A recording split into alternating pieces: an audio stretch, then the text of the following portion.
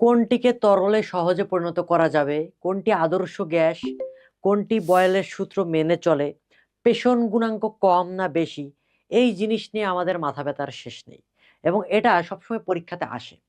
So এই জিনিসটার জন্য আমি একটা বস ট্রিক্স আনছি বাবারা। চলো আমরা দেখি, খুব বেশি সময় নষ্ট করব না, চলো দ্রুত। ফার্স্ট অফ অল, অ্যামাগা বক্র। এই অ্যামাগা বক্র কিসের উপর ডিপেন্ড করে? অ্যামাগা বক্র যেটার উপর ডিপেন্ড করে সেটা হচ্ছে বয়েলের সূত্র। বয়েলের সূত্র কি তোমরা জানো? P1V1 = P2V2। এটা হচ্ছে আমাদের বয়েলের সূত্র। এই বয়েলের সূত্র থেকে আমাদের অ্যামাগা বক্রটা আসছে। এই ক্ষেত্রে আমরা সংকোচনশীল গুণাঙ্ক বলে একটা কথা বলি, Z=PV/NRT। এই সংকোচনশীল গুণাঙ্ক, এটার আরেকটা নাম হচ্ছে পেষণ গুণাঙ্ক। কি গুণাঙ্ক? পেষণ গুণাঙ্ক।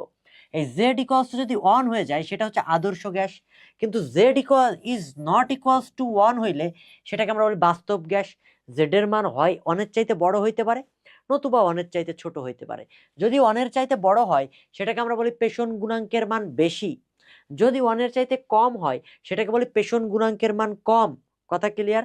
এখন চলো, এইটা হচ্ছে তোমাদের জিত বাবা লুল বা বস মেথড যেটা বলো। চলো ছোট্ট করে একটু দেখে আসি। আণবিক ভর যদি কম হয় তাহলে জেড বা সংকোচনশীল গুণাঙ্কের মান বেশি হবে। সংকোচনশীল গুণাঙ্ক বেশি বলতে কি বোঝাইতেছি? সংকোচনশীল গুণাঙ্ক বেশি বলতে বোঝাইতেছি Z=1 হবে। ঠিক আছে? সংকোচনশীল গুণাঙ্ক বেশি মানে পেষণ গুণাঙ্ক বেশি। আণবিক ভর কম হইলে পেষণ গুণাঙ্কের মান বেশি। আর পেষণ গুণাঙ্কের মান বেশি মানে কি? ওকে সহজে চাপ দেওয়া যাচ্ছে না, ওকে সহজে চাপ দেওয়া যাচ্ছে না। ওকে যদি সহজে চাপ দেওয়া না যায় তাহলে সেটা কম পেষণযোগ্য। তাহলে আণবিক ভর কম মানে সংকোচনশীল গুণাঙ্কের মান বেশি, দ্যাট মিনস কম পেষণযোগ্য। দ্যাট মিনস এ এর মানটা কম। এ মানে কি? এ মানে বোঝাইতেছে ওই যে ভ্যান্ডার ওয়ালসের মধ্যে, ভ্যান্ডার ওয়ালসের মধ্যে এ মানে বোঝাইতেছে আন্ত আণবিক আকর্ষণ বল। আন্ত আণবিক আন্ত আণবিক আকর্ষণ বল।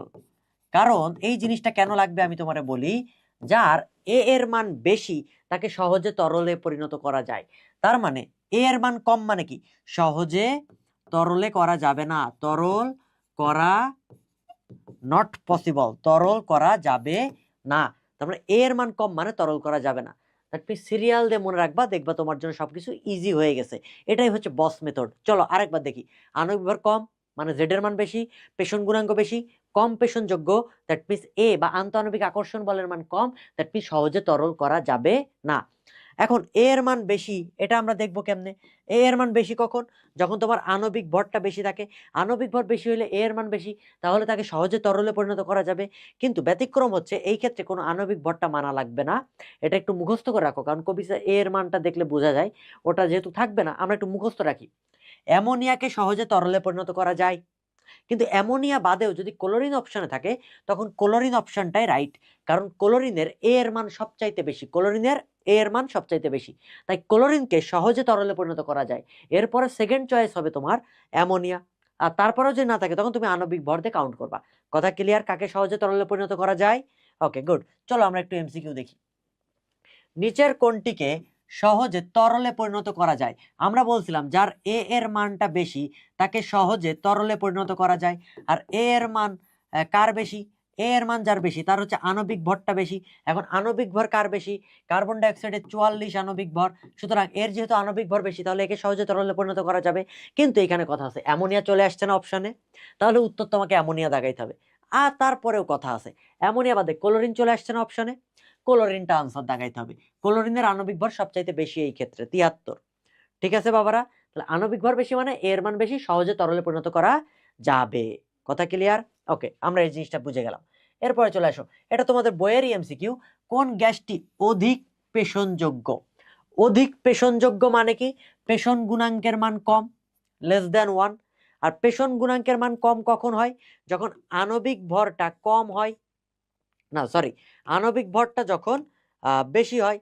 আণবিক ভরটা যখন বেশি হয় তখন তার পেষণ গুণাঙ্কের মানটা কম হয়। আর সেই ক্ষেত্রে তারাকে কি বলা হয়? অধিক পেষণযোগ্য বলা হয়। তাহলে আণবিক ভরটা বেশি কার খুঁজে দেখো তো। Hydrogen, helium, oxygen, carbon dioxide. Carbon ডাইঅক্সাইডের আণবিক ভর 44, সবচাইতে বেশি। দ্যাট মিনস আণবিক ভর বেশি মানে এটি অধিক পেষণযোগ্য। বোঝা গেছে? ওই সিরিয়াল দিয়ে কিন্তু আমরা আগাইতেছি, শুধু ওই বস টেকনিক জিত বাবার লুলটা মনে রাখো তুমি। এরপরে চলে আসো, কয়েকটা প্রশ্ন আছে। ভ্যান্ডার ওয়ালস সমীকরণ ধ্রুবক এ কি বোঝায়? আন্তঃআণবিক আকর্ষণ বল বোঝায়, অলরেডি আমরা বলে ফেলছি। এইগুলাই মেডিকেলে আসবে, আর এইগুলাই তোমাকে দাগাইতে হবে, বোঝা গেছে? বা ভার্সিটির জন্য এটা কিন্তু ইম্পর্টেন্ট। চলো, কোন শর্তে একটি বাস্তব গ্যাস আদর্শ গ্যাসের মতো আচরণ করে? এইটা তোমার হোমওয়ার্ক, তুমি সুন্দর করে কমেন্ট সেকশনে আমাকে এটার উত্তরটা দিবা। ওকে, আদর্শ গ্যাসের সংকোচনশীলতা গুণাঙ্ক জেড এর মান কত? আদর্শ গ্যাস বলছে, দ্যাট মিন্স জেড এর মান 1। নিচের কোন গ্যাসটির সংকোচনশীল গুণাঙ্ক Z greater than 1? Greater than 1 মানে কি? সংকোচনশীল গুণাঙ্ক বেশি, তার মানে আণবিক ভরটা কম হবে। আণবিক ভর কম কার? এর মধ্যে আণবিক ভর কম হচ্ছে হাইড্রোজেনের। নিচের কোন গ্যাসটির সংকোচনশীল গুণাঙ্ক Z less than 1? Less than 1 তার মানে সংকোচনশীল গুণাঙ্ক কম, তার মানে আণবিক ভরটা বেশি হইতে হবে। ওই সিরিয়ালটা মনে রাখো। তাহলে কি হবে এখানে? মিথেন হবে। মিথেনের আণবিক ভর 16, তাহলে আনসার হচ্ছে মিথেন। ক্লিয়ার? এরপরে চলে আসো, কোন গ্যাসটির পেষণ গুণাঙ্কের মান সবচাইতে বেশি? তুমি একটু চিন্তা করে বলো তো, পেষণ গুণাঙ্ক বেশি বলছে, দ্যাট মিন্স আণবিক ভরটা কম হইতে হবে।